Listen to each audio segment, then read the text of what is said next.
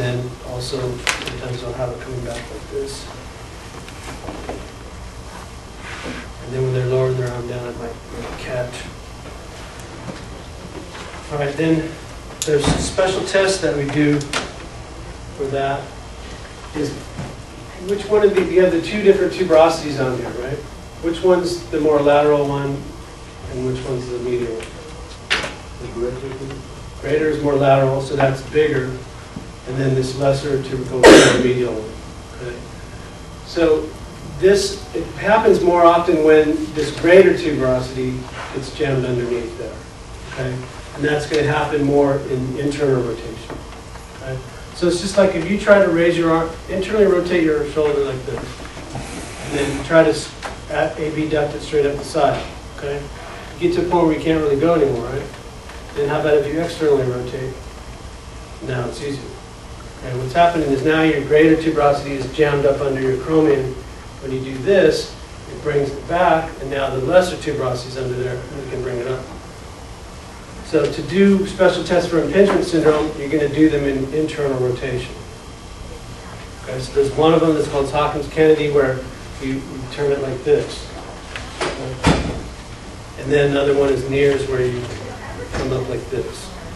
Okay. Both situations, you're doing it in internal rotation. Okay.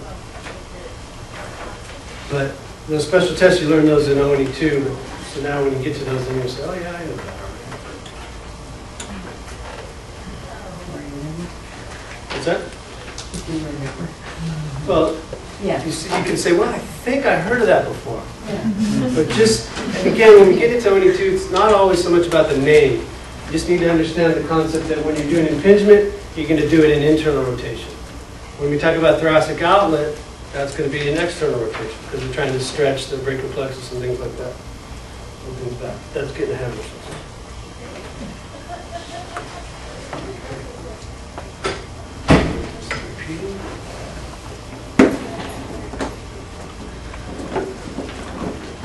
We go over one of those.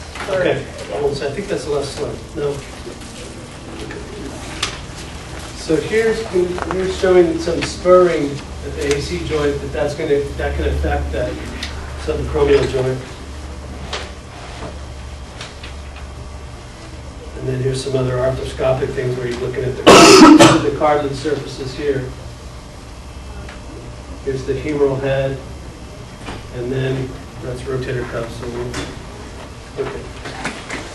So what she was talking about is this is the area where it tends to happen. It's called the hypovascular zone. Okay. Muscles have a lot of blood supply, right? Tendons, ligaments, not so much. So the farther you go away from the muscle, the less vascularity there's going to be. So it usually tends to happen where the tendon actually attaches to the bone. Okay, so this would be supraspinatus, this would be subscapularis.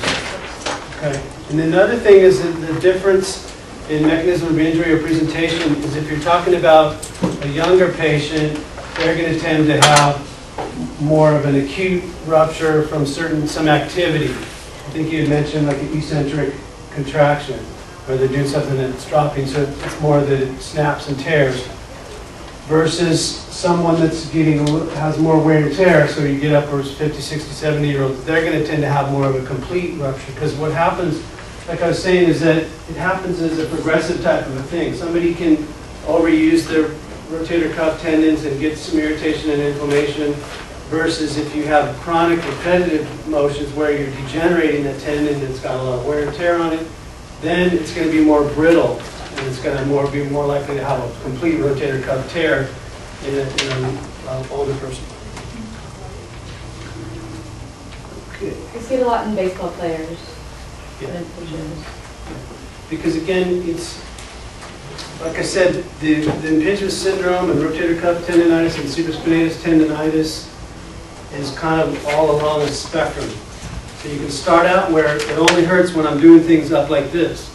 But then you degenerate that, repeat that a little bit more, and then you start maybe getting into rotator cuff tendonitis. So then you're going to have more pain in there even when the arm's down. That's where they talk about, it hurts at night. And then classic thing when you talk about rotator cuff tears, they talk about feels like a dull ache, like a toothache, they can't sleep at night, they have to sleep up, sitting up in a chair, things like that.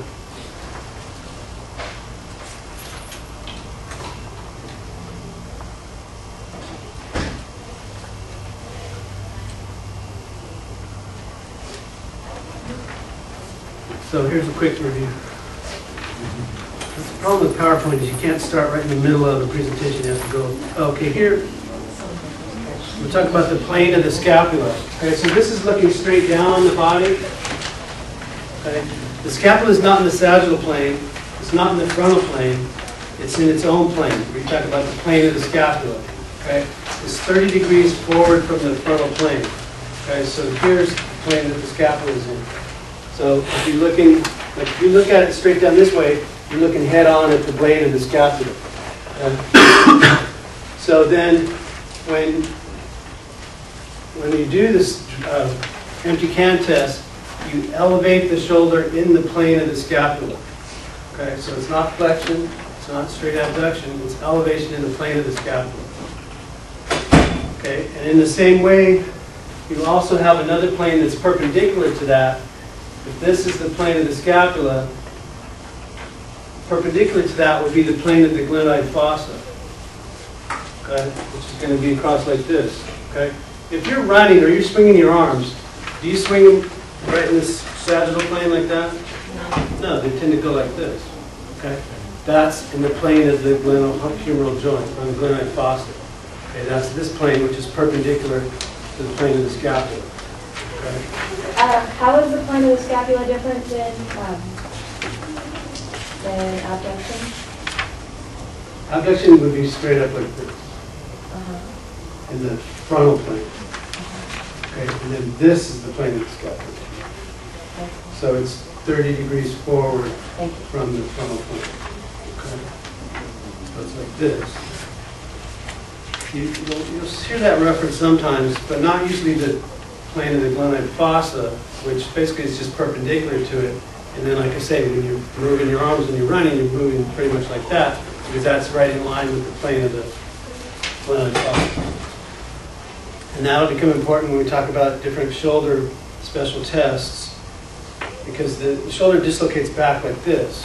It's not going to dislocate back into the joint fossa itself. It's got to go. This is like what we call the back door of the scapula, or the shoulder joint.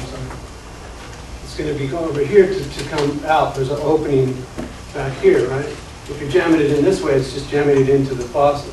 So here, it's like the back door of the shoulders back here.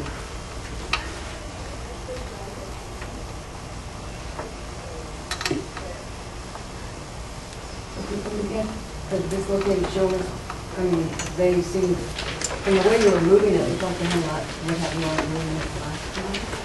If the ligaments would tear on the back, there's two kinds of shoulder dislocations. But that's ONE2. But I'll just tell you quick. You get anterior-inferior shoulder dislocations, and you get posterior-superior. Okay, anterior-inferior, the shoulder gets pulled back like this, and then what happens to the head is anterior-inferior. So it comes out like this, down this way. Then posterior-superior. So either you jam your hand back like this, or you fall down on it and it pushes it back out this way. This one's more common, this one's less common.